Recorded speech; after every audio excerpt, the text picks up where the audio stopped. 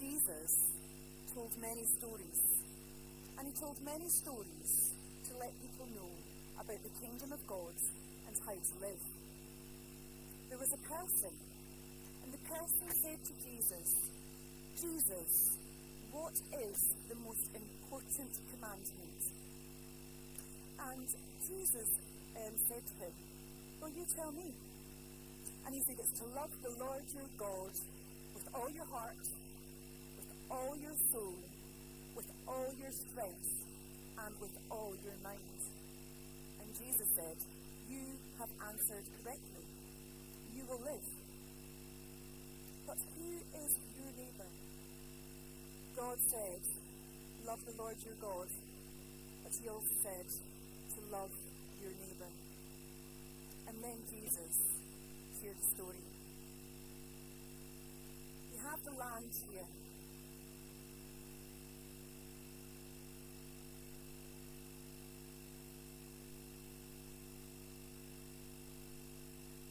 And here is a city.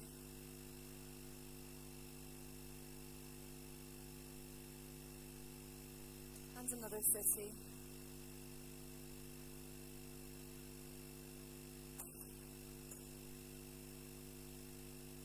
And way back in the distance, a building on top of a mountain. There was a man who was travelling from Jerusalem to Jericho. And as he made his long journey, he was tired and hot and was looking forward to the time when he would reach the land of Jericho. Just as he passed this high place, two robbers came out and they cornered him and they took everything from him. They beat him. They even took the garments that he was wearing.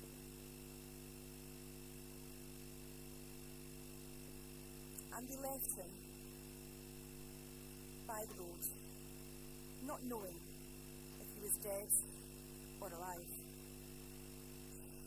The man thought he would not make it. The man thought that surely he was going to die. But in the distance, he could see someone coming. It was a priest. Surely a priest will come by and help him. As the priest travelled down, the man couldn't say words. He just mumbled, "Oh."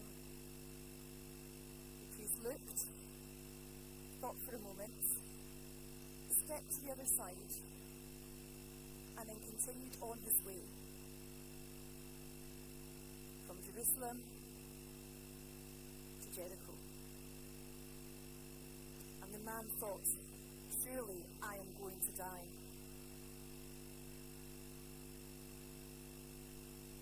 Then, someone who works in the temple, a Levite, was coming from Jerusalem on the same path.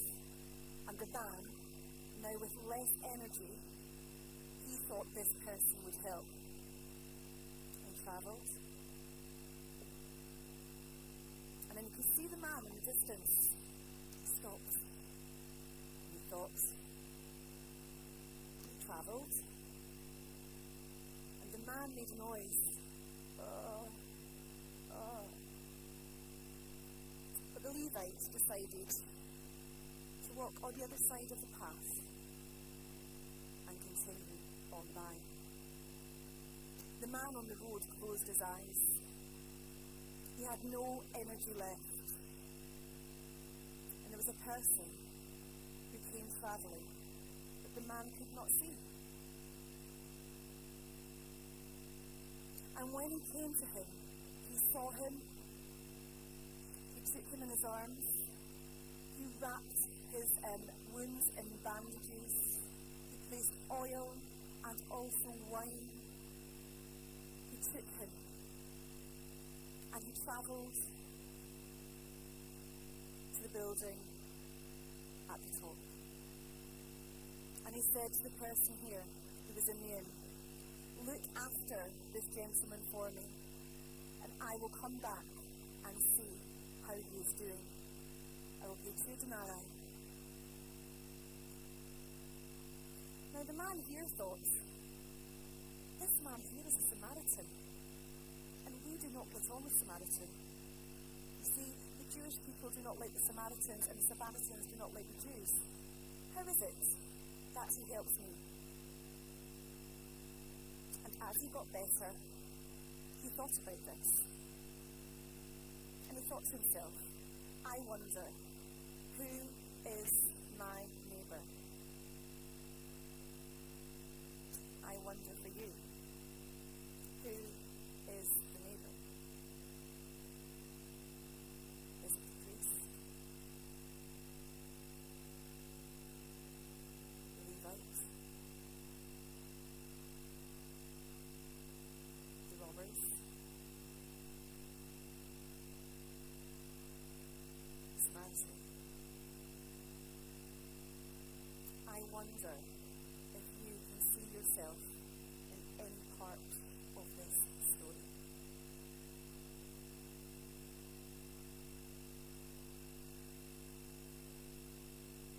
I wonder why the priest decided to travel on by.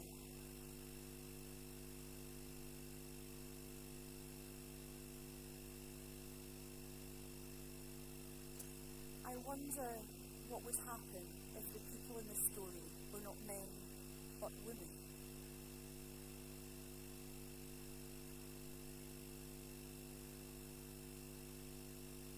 I wonder what part of the story you think is most important.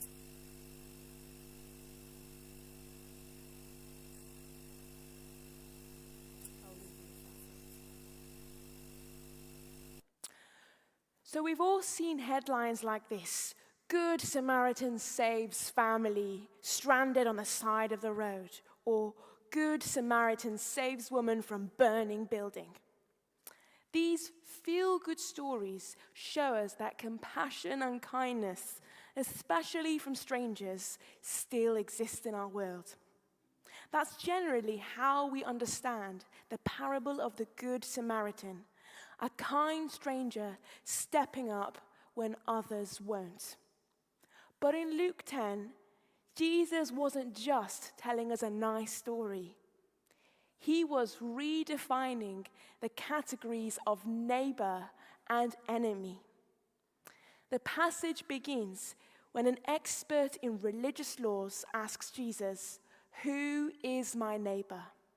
And what a question that is. It seems a bit obvious, doesn't it? We all know what the word neighbor means. It's the people who live next door to us, those near us. That's what the word literally means, those near. And so this guy must have been grasping at straws, trying to come up with a question like this.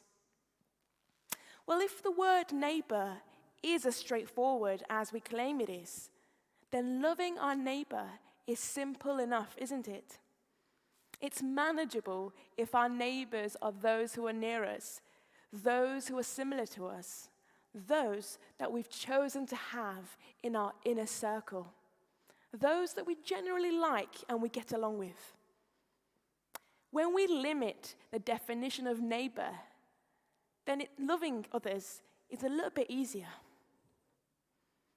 Jesus, however, doesn't respond with a list of who is or isn't our neighbor, and therefore who we should or shouldn't love. Instead, he replies with this shocking parable about a man who is beaten, robbed, and left half for dead. And then come along these two religious leaders, the kind of people who you would expect to help others, passing by on the other side of the road. And then comes along a Samaritan, a cultural and religious person who's an outsider, an enemy of the Jewish people. And yet he's the only one to show compassion for the guy in need. Jesus ends the parable with this command: go and do likewise. In other words, love like this. Love beyond boundaries. Love your enemy. I think this parable confronts us with two difficult truths. The first one is this: we cannot define love by borders of convenience. Our neighbors aren't just our family or friends or those who look like us, sound like us. Our neighbors include the foreigner, the outsider, that person who's really wronged us, even that person that we fear or dislike. The second truth is this: love costs something.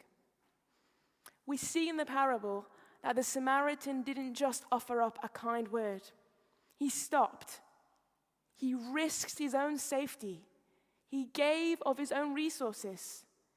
He gave his time. And this love, it's not convenient. It's sacrificial. Jesus is saying here that you don't love someone because they're already your neighbor. They become your neighbor because you love them. And this brings us to the deeper meaning of the parable. The Good Samaritan doesn't just challenge us to love better. It points us to Jesus himself. The story of the Bible shows us that humanity was broken by the wrongdoings and the injustices in our world. And we were all left spiritually dead. And it was precisely in our helplessness that Jesus came into the world and loved us. And God didn't love us because we were already close to him. It is through his love that we can be near him. And so we're part of God's family because he loved us first. And in doing so, Jesus redefined love forever. And so when Jesus says, go and do likewise, he isn't calling us to respond with one-off acts of heroism.